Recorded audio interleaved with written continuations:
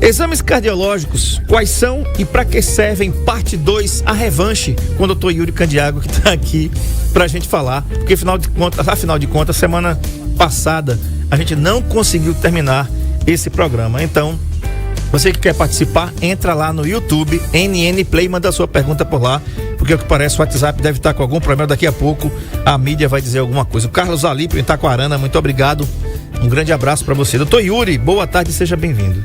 Boa tarde, vamos entrar na Matrix, né? É isso. Dessa nossa, provavelmente uma trilogia que não vai dar tempo de a gente falar nem o básico de cada um dos exames. Perfeito, você me mandou aqui pelo WhatsApp, alguns eu anotei aqui. Isso. Né? Que um deles é ecocardiografia de estresse. Eu nem sabia que a gente tinha isso. Tem. O que é que essa ecocardiografia faz? O ecocardiograma de estresse, ele... Veja como as técnicas elas se misturam, né? O ecocardiograma de estresse, ele é feito uma parte no eco, um paciente submetido a um estresse, que pode ser esse estresse numa bicicleta ergométrica, que ela é comandada por um computador, a velocidade, o tempo, né? Uhum. Tudo pré-determinado, para o paciente fazer um esforço físico, elevar a frequência do coração, para testar o coração no esforço físico. Tá. Num estresse, numa situação de estresse, ou numa esteira ergométrica, né? Uhum. Ou numa bicicleta que ele faz deitado, que é uma maca ergométrica, na verdade.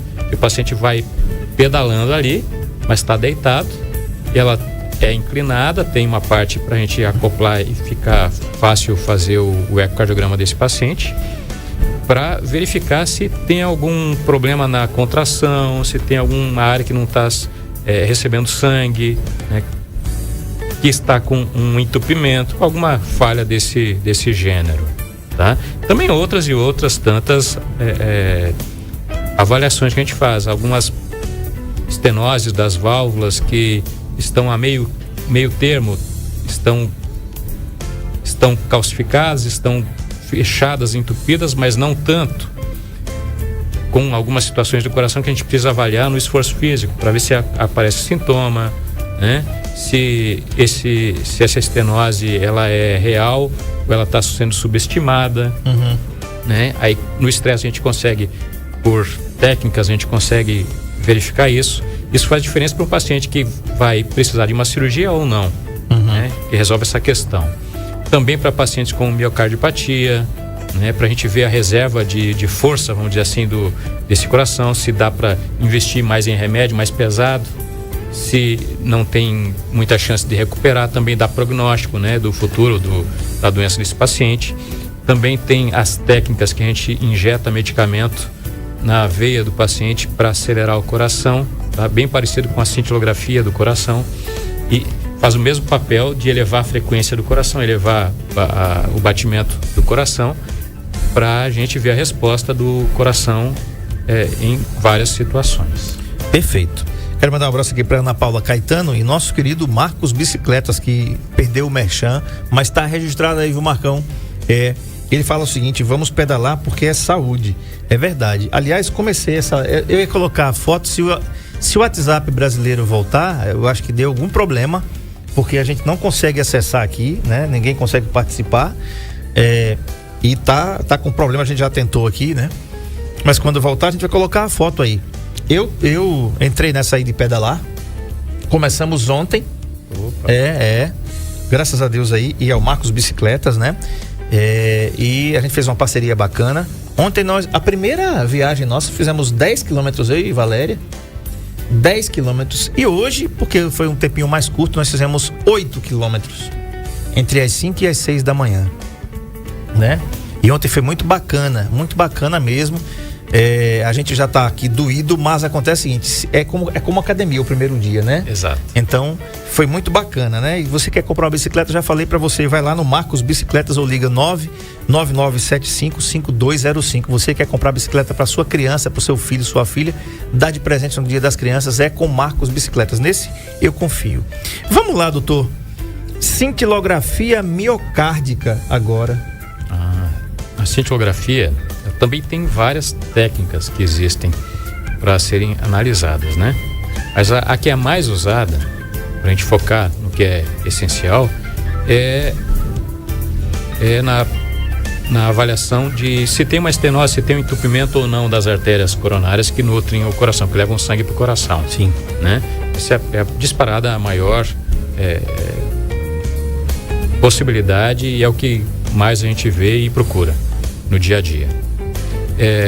Nada mais é do que um exame de tomografia com contraste radioativo, tem radiação, equivale a várias e várias radiografias, né? As centenas de radiografias, por ser com medicação radioativa. E também tem a fase de repouso, que o paciente fica em repouso deitado, é injetado o medicamento e depois vai para uma sala de tomografia especial, é injetado o radioisótopo, que é um radioativo, uma substância radioativa, e desenha a imagem do coração. A outra etapa é de esforço físico, de estresse, que tanto pode ser como o eco de estresse com o medicamento, para fazer o coração acelerar, ou numa esteira, né? Eleva a frequência do coração, atinge um determinado nível, aí vai para a sala de tomografia de novo e registra essa imagem e compara com o esforço, com o repouso, e vê se há alguma falha de circulação, de enchimento das artérias coronárias, e dá para a gente localizar mais ou menos onde está o problema, se a dor que o meu paciente tem é uma angina mesmo, ou se é do entupimento das artérias do coração, ou se é alguma outra causa. Fica mais fácil a gente tratar um paciente desse. Vocês podem ver na imagem aqui, pelo NN Play. Esse é um exame normal, tá? Tá todo desenhado uniformemente, né? E é um paciente que a gente fica mais tranquilo para manusear e para tratar. Pois é, gente, tipos de exames que eu nem sabia, eu não tinha noção que pudesse existir. Cintilografia miocárdica. Agora tem a tomografia do coração e coronárias. E aí? A tomografia do coração, ela vê detalhes que às vezes um ultrassom não vê, um ecocardiograma não vê, porque é um ultrassom. O ecocardiograma nada mais é do que um ultrassom do coração. Né? Às vezes o paciente muito obeso, fumou muito tempo, o ar impede que o ultrassom chegue até a estrutura, até o coração, até o abdômen, né? Até veja detalhes. Então a gente precisa lançar mão de tomografias, e tem regiões, por exemplo, na aorta, que eu não consigo acessar com o ecocardiograma, né? Aí eu preciso fazer o quê? Uma tomografia. Ela é com contraste ou sem contraste, né? Eu injeto a medicação na circulação do paciente, delineio as artérias, as veias, para ver se tem alguma doença congênita, se o paciente tem um aneurisma da aorta, né? Se aquilo que eu não consegui ver bem num ecocardiograma, se eu consigo ver detalhes com a tomografia, né? E tem várias e várias técnicas, na verdade. Se tem um paciente que tem uma doença e eu não sei qual a causa, se ele deixou uma cicatriz de um infarto, ou se é uma inflamação por conta de um vírus, que acontece também no Covid, né? No vírus da gripe comum e de outras tantas viroses. Perfeito, tá aí. Tomografia do coração e coronárias. Gente, a gente tá... eu não sei se o problema é somente em Alagoas ou é no Brasil todo. Geralmente, quando é assim, é no Brasil inteiro. O WhatsApp não está funcionando. Você que está ouvindo aí as ondas da 91, da NN, tá? Então você não fica triste, não fica... Deve ter acontecido algum problema, tá? Eles têm uma palavrazinha para isso que eu esqueci aqui, mas tá aí.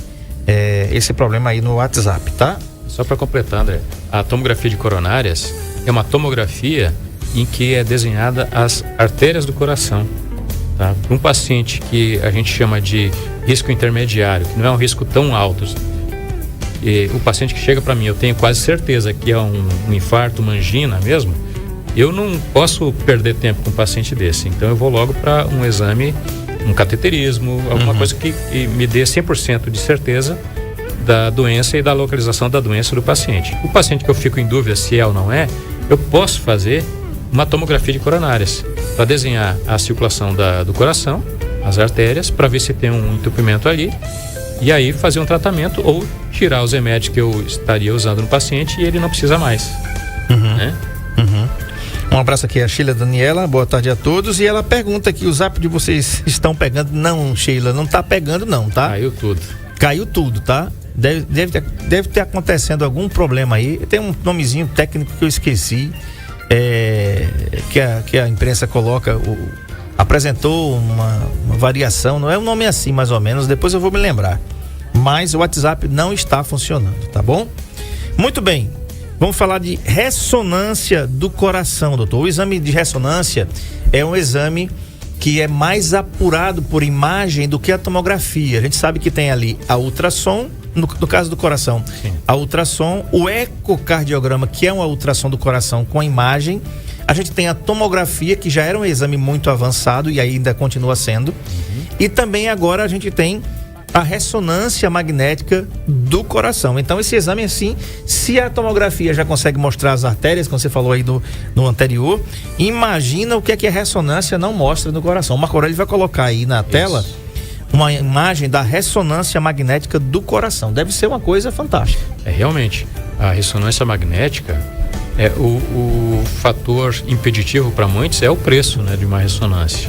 Só que a imagem que a gente tem com um exame de ressonância é espetacular, né? A gente pode fazer, por exemplo, como se fosse um ecocardiograma da ressonância, né? Extrair muitas coisas na ressonância.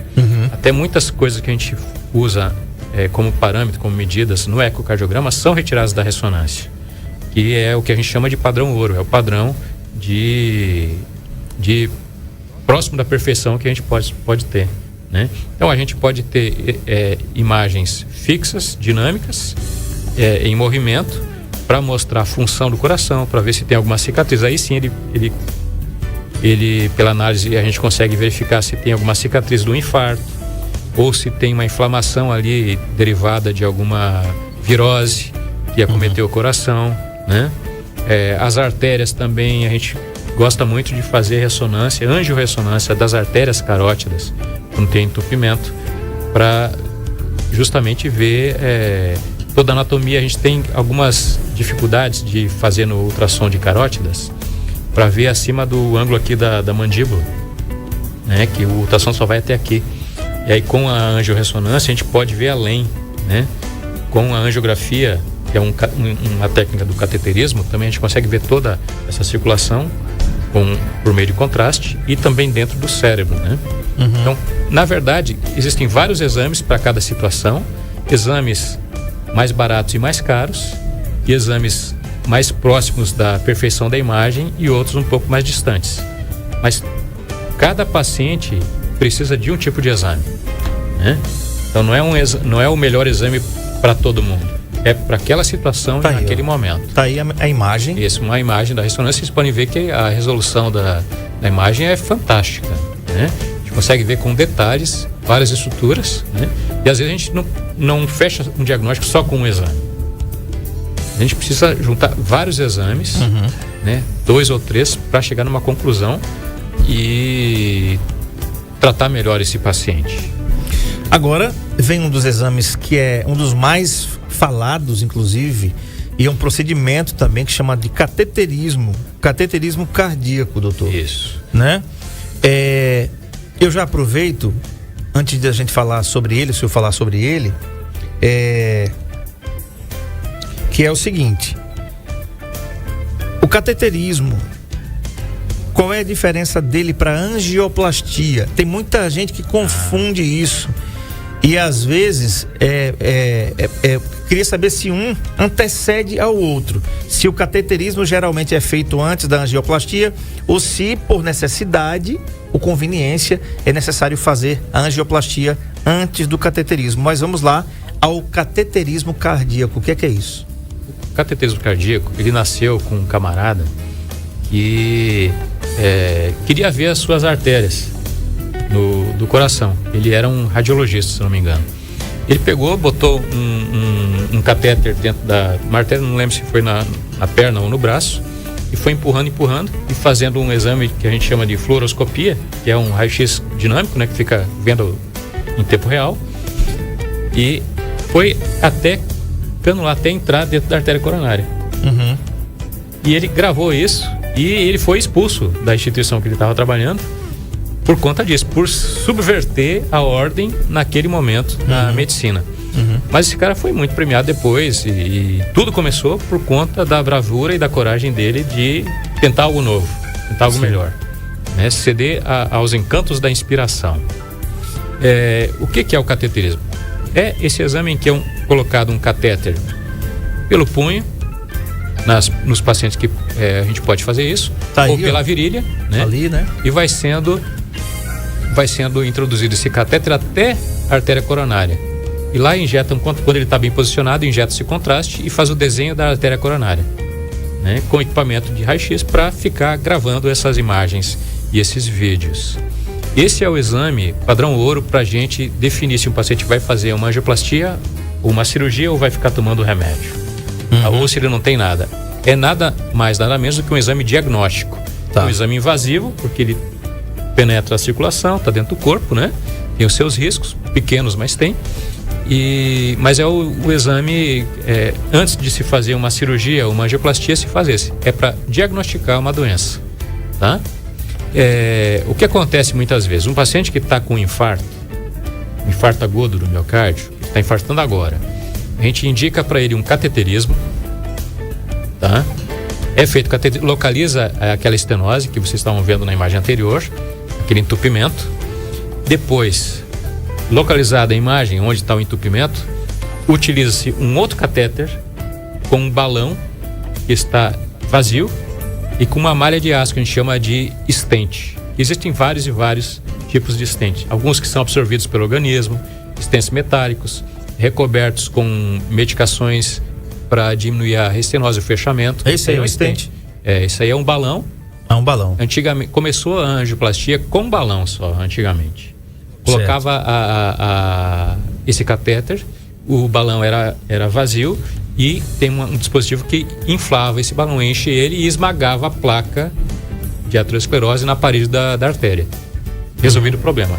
Ocorria muita estenose com essa técnica.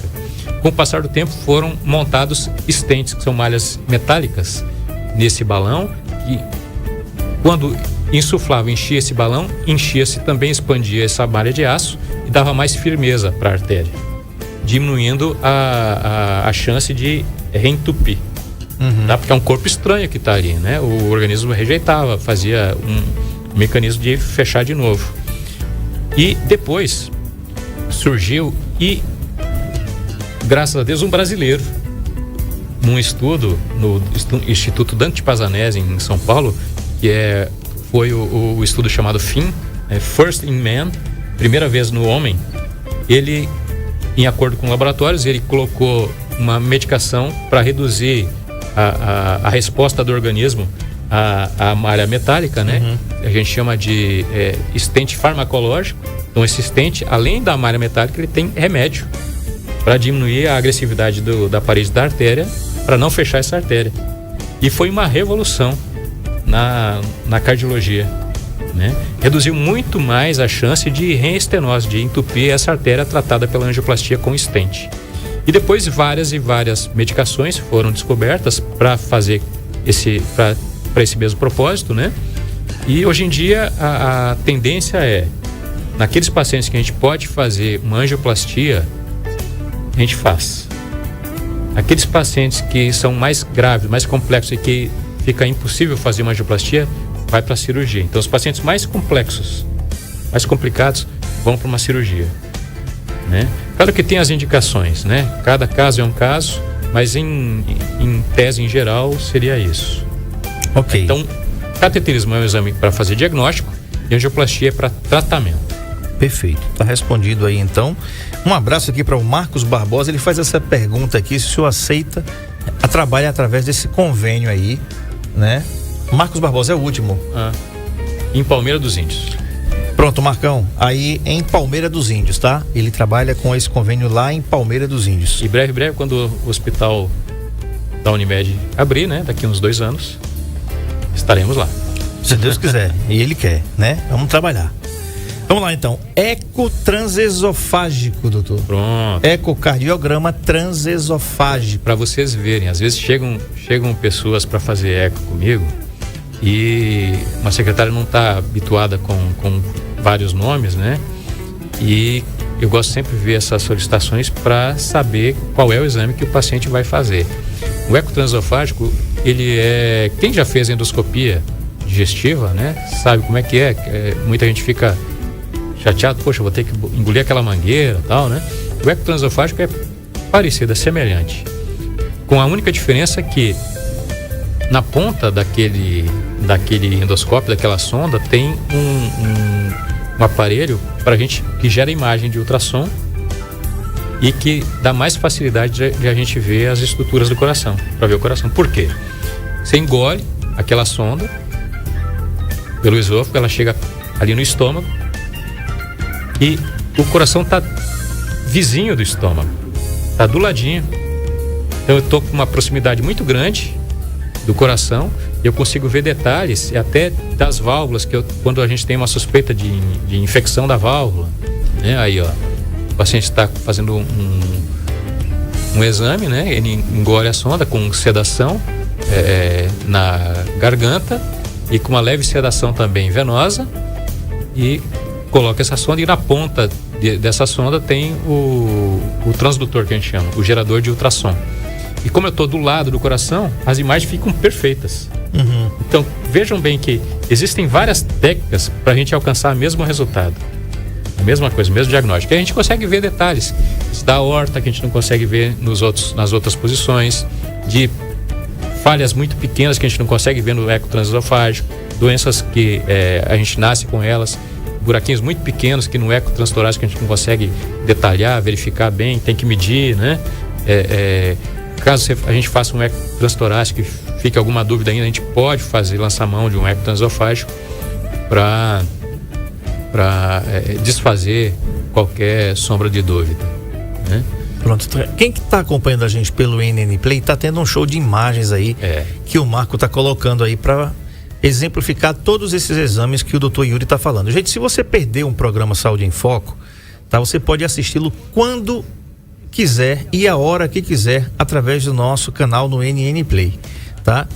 Detalhe, tem mais de 20 mil inscritos, então vai lá no vídeo, dá o seu joinha, coloca o sininho para ativar, para você se inscrever no canal, se você não se inscreveu ainda, para você sempre ser avisado ou avisada quando começar o Saúde em Foco, quando começar também a transmissão dos jogos aqui pela NPlay, quando começar o Comando 91.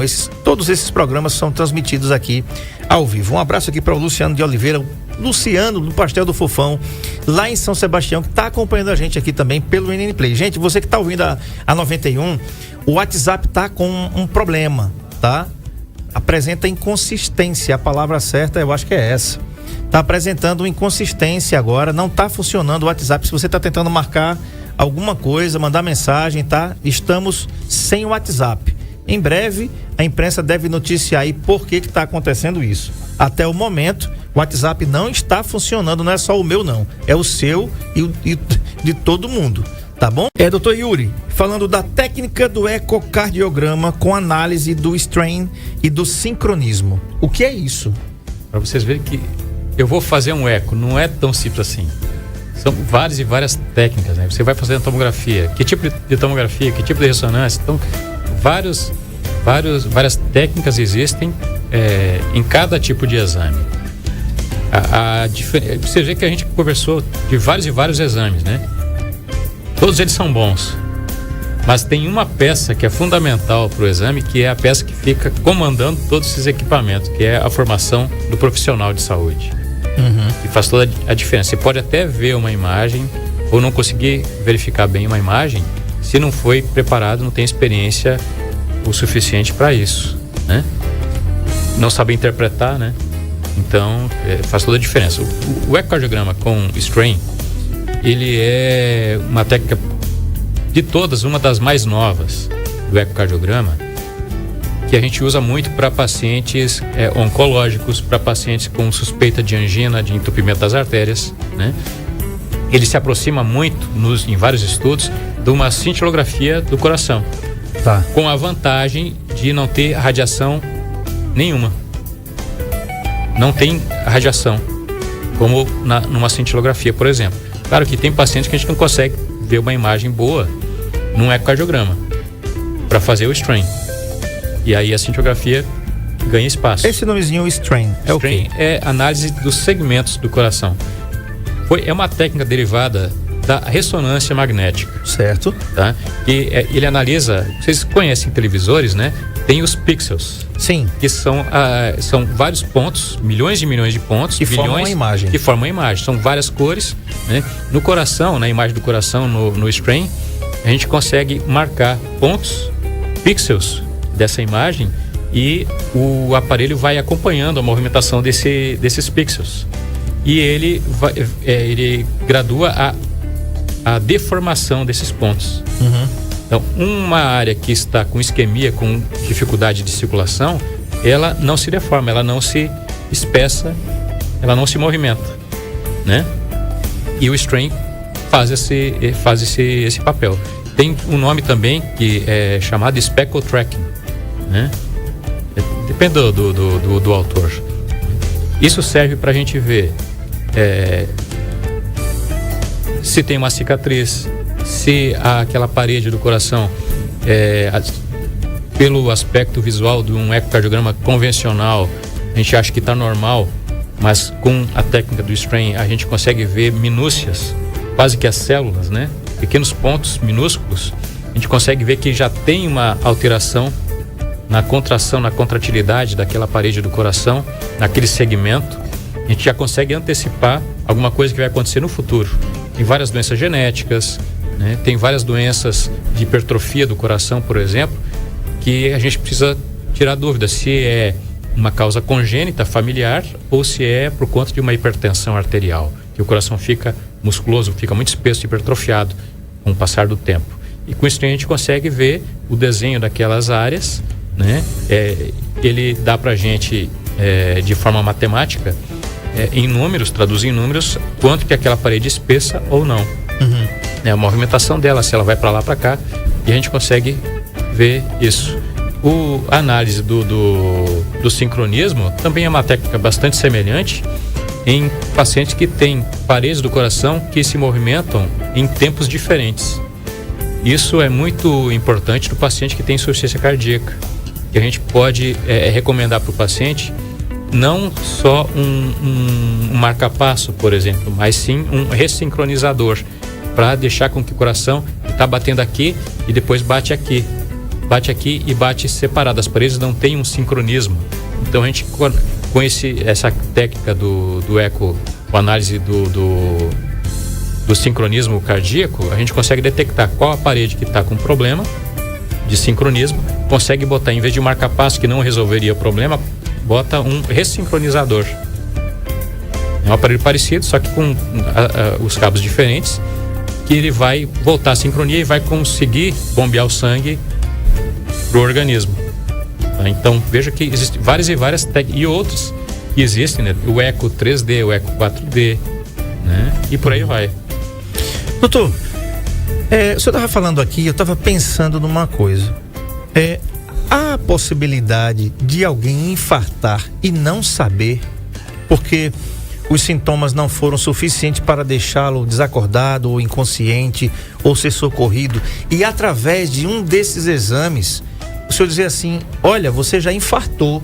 Aí é capaz de o cara infartar de novo, né? Porque, né? Mas eu queria saber, era uma curiosidade, você falando aí, eu viajando na sua palavra, eu digo, rapaz, será que pode acontecer isso? E será que esse infarto, ele deixa, entre aspas, cicatrizes no coração da gente, que através dessas imagens, o senhor vai dizer assim: olha, você infartou. Exatamente. Isso não é incomum, isso é muito frequente. É mesmo? É muito frequente. Às vezes eu recebo pacientes meus ou pacientes de outros profissionais, de outros colegas, que chegam a fazer eco comigo, e eu verifico lá uma cicatriz, uma área que já teve um infarto, né? E pergunto pro paciente: o senhor já teve um infarto? A senhora já teve um infarto? Tal. Só pergunto, para ver se ele sabe. E às vezes ele nem sabe, né? Nem o médico.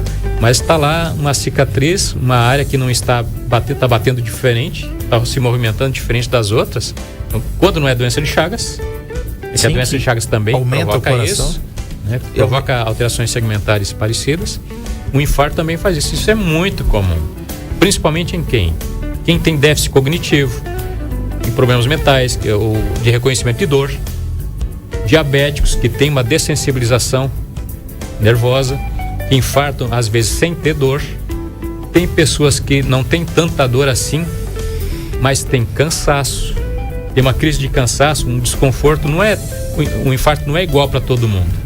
Não é aquela dor queimando, rasgando, forte aqui no peito. Às vezes eu tive um paciente, quando eu fiz minha residência na Santa Casa, e ele foi fazer uma angioplastia, estava com entupimento grave na artéria coronária. Ele só tinha dormência na ponta dos dedos. Era a única coisa que ele dizia que tinha. Eu fiz todo o histórico dele. Então veja que os cuidados preventivos são os mais importantes. Cuidar da sua pressão, do nível de colesterol, do estresse, controlar o diabetes, controlar o peso, deixar de fumar, não beber em excesso. Sair do sedentarismo. Sair do sedentarismo. Então, tudo isso é um conglomerado de ações que vão contribuir para a finalidade de ter saúde. Viver mais e melhor. Você falou de dor. Aí agora, para quem está em casa também vai ganhar mais uma resposta bacana, né? Doutor, infartar dói? Dói. E uma das perguntas que as pessoas com frequência chegam no consultório dizendo: coração não dói. O que eu respondo? Dói, mas não só o coração dói. Que a gente tem... Quem já viu alguém com cobreiro, né? A dor aparece antes daquelas vesículas, daquelas papulazinhas. Sim. Tá?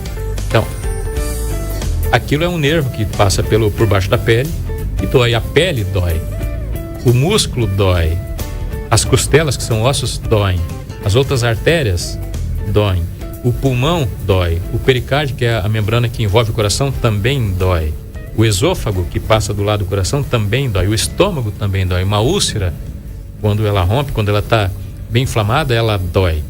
Cada dor tem um tipo de característica especial, né? Que faz a gente pensar: poxa, isso é uma angina, é um infarto, ou é uma úlcera, ou é uma dor osteoarticular, ou é uma dor psicogênica da ansiedade da pessoa. Então, a gente tem que gastar saliva, gastar ouvido com as pessoas para ouvirem, dar tempo delas falarem o que elas estão sentindo, examinar o paciente, né, palpar o tórax do paciente para ver se a gente reproduz aquela dor, em que situações que ela aparece, sem esforço físico, se tem alguma postura que ela assume que desencadeia a dor, né, se é com alimento.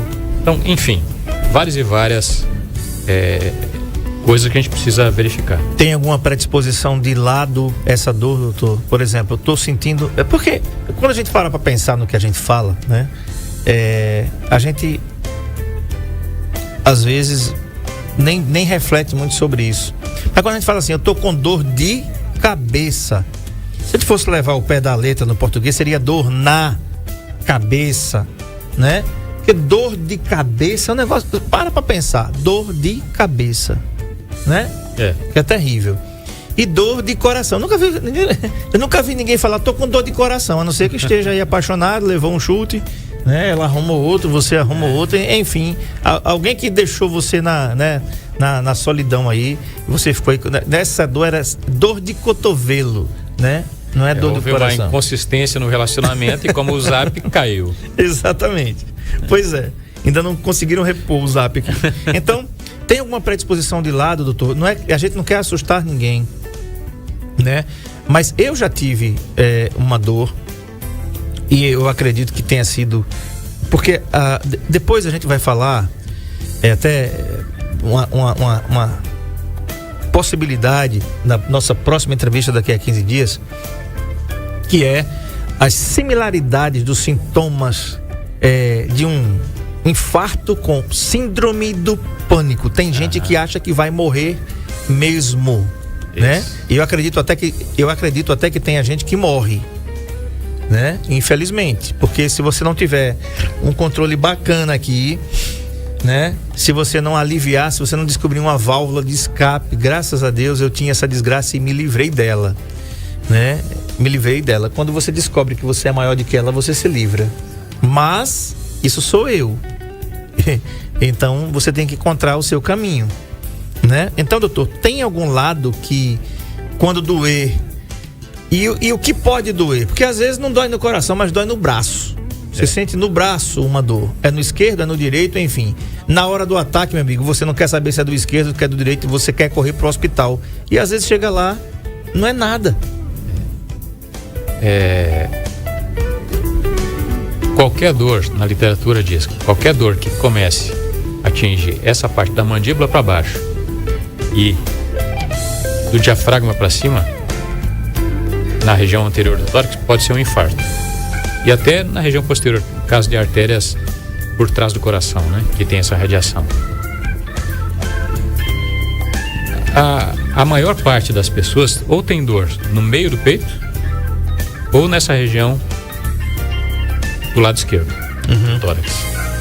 Raramente tem do lado direito. Eu confesso que eu não tenho visto ao longo desde o início da faculdade, de 92, que eu comecei a faculdade, formei em 98, eu nunca vi alguém infartando e tendo dor do lado direito. Mesmo as pessoas que têm o coração virado para o lado direito. Mas isso está escrito na literatura médica.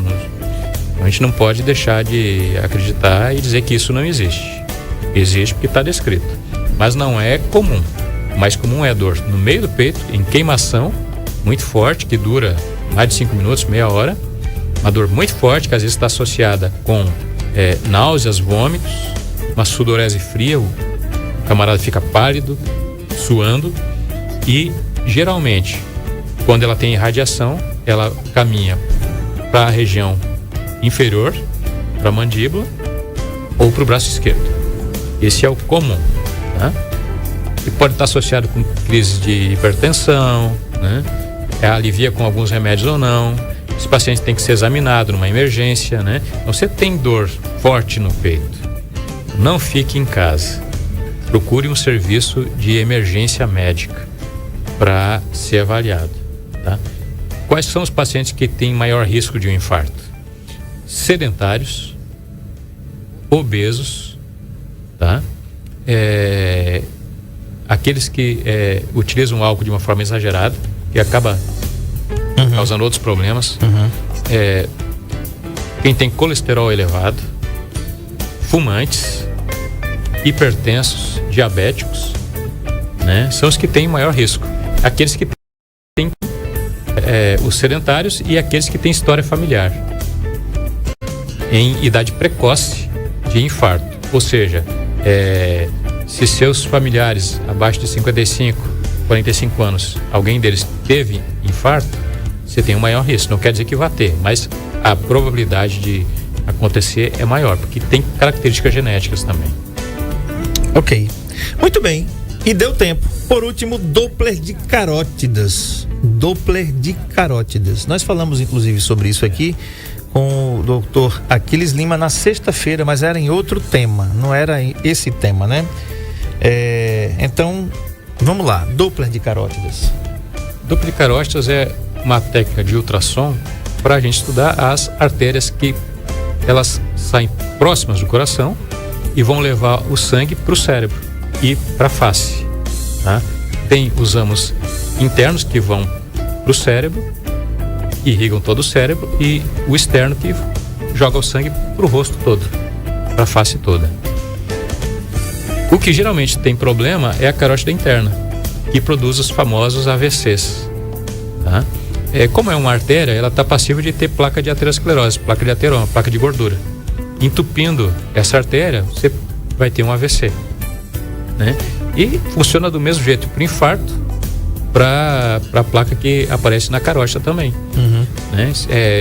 Tabagismo, hipertenso, colesterol alto, sedentarismo, obeso, tudo isso possibilita a formação de placas de gordura, de aterosclerose na circulação, levando ao entupimento.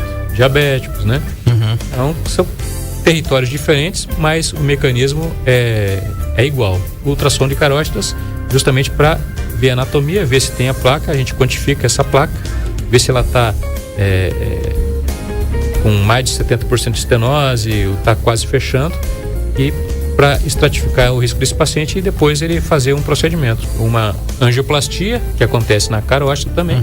Você pode fazer o mesmo procedimento na artéria do coração, faz na carótida, com stents diferentes, claro, né? E esmaga aquela placa, retira ela e bota um stent e abre ela para que o fluxo de sangue possa chegar livre, leve e solto no cérebro.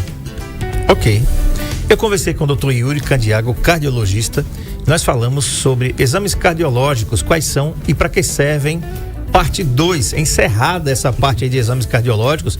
E a nossa próxima entrevista, está convidado já então, daqui a 15 dias, para a gente falar sobre infarto agudo do miocárdio ou síndrome do pânico. Ou síndrome do pânico ou infarto agudo do miocárdio, né? Então, você já achou que ia morrer? Escureceu tudo, o tubo de imagem fechou, né? Você se sentiu assim, né? Convergindo para o centro, você apagar a luz aqui, né? Tô suando muito. Eu não sou de transpirar, minha mão tá. Eu tô suando muito. Tô sentindo que vou desmaiar. O que fazer, né? Como diagnosticar, como diferenciar um infarto de um ataque de pânico? Então, tá feito? Fechado. Tá fechado. Então você não pode perder daqui a 15 dias. Tá bom, doutor Yuri? Muito obrigado. Doutor Yuri atende aqui no CMI, Consultórios Médicos Integrados, fica em frente à Casa de Saúde e Maternidade Nossa Senhora de Fátima, telefone 3522-3388. Lembrando você que foi aprovado no concurso da Polícia Militar de Alagoas, doutor Yuri realiza os exames cardiológicos que são necessários aí para você ingressar na briosa Polícia Militar, tá bom? 3522-3388. Tá bom? Tá dado o recado aqui, doutor Yuri, mais uma vez, muito obrigado pela concessão da entrevista. A Sheila, não vou deixar a Sheila sem resposta não. Ela diz, uma pergunta, doutor, quando a dor é debaixo do peito, pode ser gases? Pode ser uma úlcera, uma gastrite, que é muito comum. Perfeito, então tá respondido aí, Sheila, para você não ficar sem essa resposta daqui do nosso programa.